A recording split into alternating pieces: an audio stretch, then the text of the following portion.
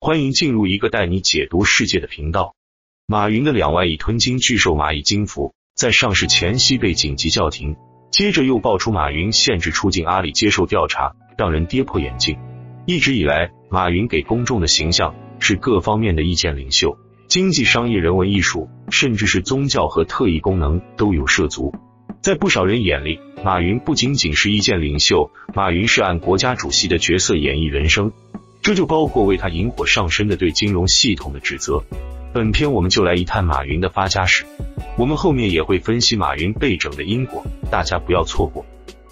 截止2018年，马云的个人资产高达400亿美金，号称亚洲首富。虽然马云等人的财富只要不在境外，最终的归属很难定论，但如此高的财富也足够惊人，超过图钉底端无数国人的总和。马云号称草根，其父马来法却是实打实的浙江曲艺协会领导，艺术造诣颇深。曲艺协会和作协工会一样，是党的事业单位，不是普通的民间机构。邓系8大元老之一的陈云，当年在上海养病，曾和马来法有过交往。中国第一代信息产业的大佬，如马化腾、任正非、柳传志，都有家庭背景。真正的草根也有，比如百度的李彦宏。马来法对马云后来结交的政治人脉起到了一定的影响。80年代改革伊始较为亲民，马来法还不足以保送马云上大学。马云高考失败2次，第3次才考上了杭州师范外语系。88年马云毕业，随后在杭州电子工业学院任教。94年马云任该校的外事办主任。由于外语的关系，马云于95年受浙江省交通厅的委托到美国商讨一笔债务。在美国，马云见识了互联网的爆发，回国后他弃教从商，创办了国内第一家企业信息网中国黄页。1997年对外经贸部新成立一家国资企业中国国际电子商务中心，该中心由马云负责组建、开发和管理，占股 30%。 这一年中国的互联网刚开始火热。1999年3月，马云离职创办阿里巴巴，主打电子商务，为中小企业服务。同年，马来法升任浙江省曲艺协会主席。1999年，浙江书记张德江访问马云的总部杭州玫瑰园社区。张德江属于江西人马，后在习的第1任期担任常委。阿里的融资历史显示，其第1轮融资正是同年的10月，由大摩牵头投资500万美元。大摩内部有子女计划，专吸纳当地权贵的后代，说白了就是官商勾结。大摩后来也因涉嫌在海外的腐败，被纽约地检调查。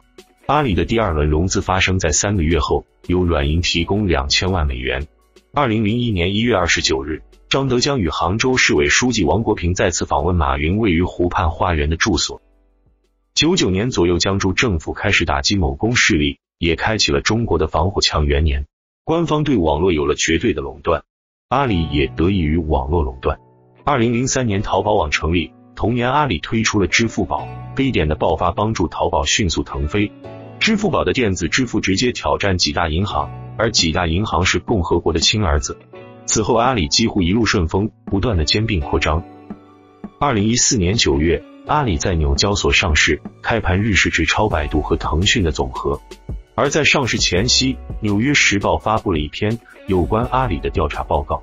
该报告审视了阿里送纽交所的上市文件，挖掘出了阿里背后众多的权贵势力。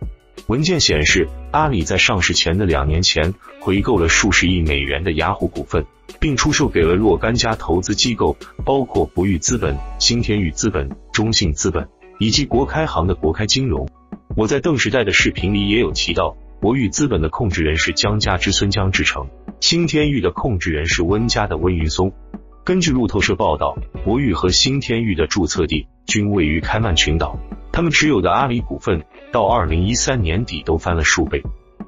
另外2家机构中信和国开行属于国有，但都是权贵掌控，我在邓时代里也有讲述。中信产业基金由刘云山之子刘乐飞掌控，中信资本总经理曾之杰是曾培炎之子，曾培炎曾任江的副总理。而长期担任中信总裁的王军，则是邓系8大元老之一的王震之子。至于国开行的总裁，则是陈云之子陈元，陈云也是8大元老之一，马来法的好友。陈元的国开行也是扶持华为起家的机构之一，而国开金融的副总裁贺锦雷的父亲，也是当时掌管中纪委的贺国强。有兴趣的可以搜搜贺家兄弟。其他还有未在报告中列出，但是通过层层借壳持股，包括现已被捕的明天系肖建华，以及是贾庆林女婿李伯谈的北京昭德投资。纽时披露的阿里股东包含20多名政治局以上的官员家属。阿里的上市让他们赚得盆满钵满，也自然让阿里力挑群雄，遇佛杀佛，包括国有银行。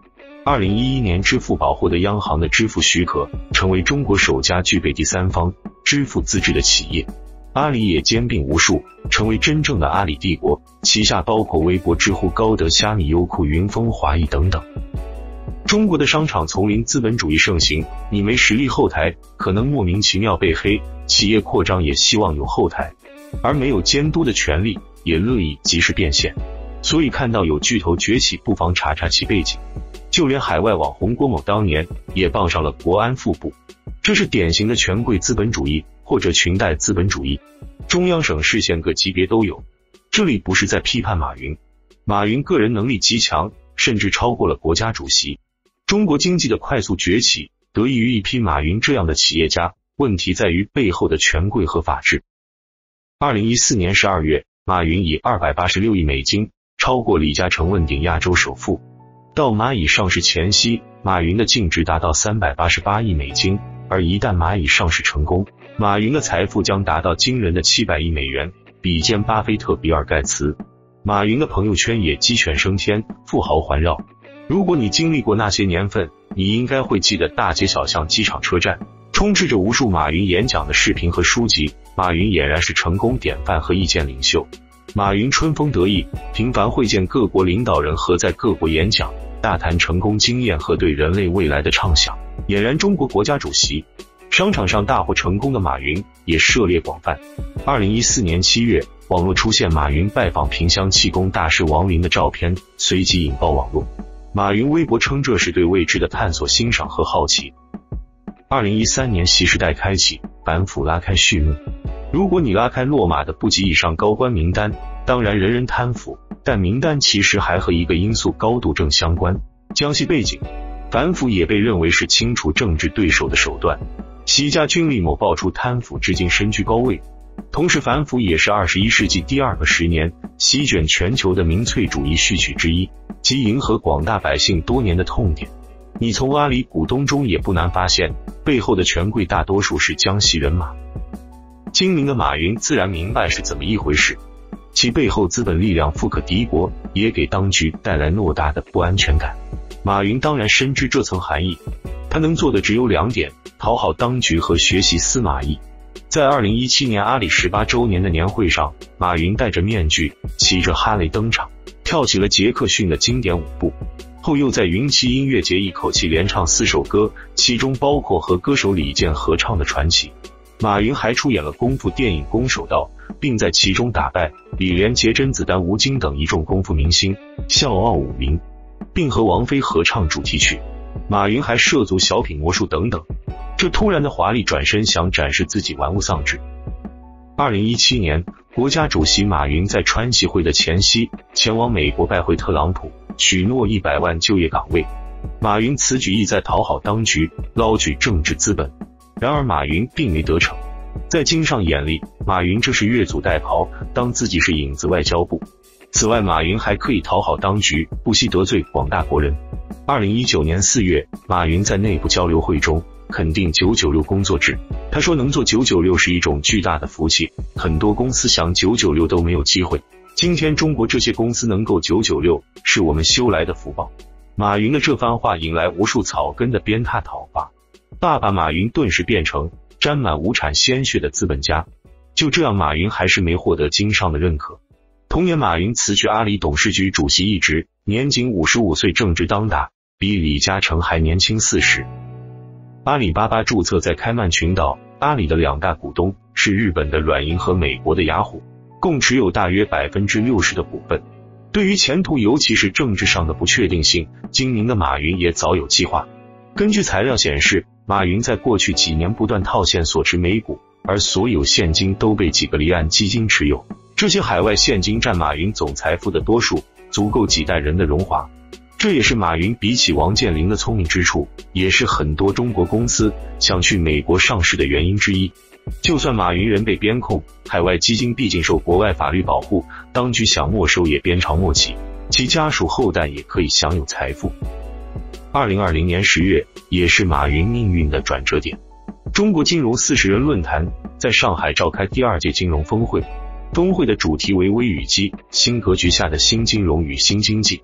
马云以联合国数字合作高级别小组联合主席的身份进行了演讲。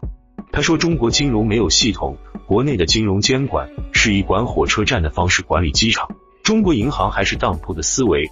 马云的话在业内人士眼里话糙理不糙，但很显然刺痛了经上敏感的内心，这是对经上执政8年来的否定。几天后的11月3日，央行银保监会、证监会、外汇管理局紧急对马云和井贤栋进行了约谈。第2天晚，上交所发布暂缓蚂蚁上市的决定，港交所当晚也发表声明，暂缓蚂蚁香港上市。据《华尔街日报》的报道，正是习在马云发言后亲自下令阻击蚂蚁集团，也只有习才有这个能耐。12月24日，蚂蚁集团涉嫌垄断被立案调查。当然这都是官话，真正的原因是拿马云开刀。随即阿里股价暴跌，至今市值蒸发超过1100亿美金，马云本人也被边控。最后我们来简单的预测马云的结局。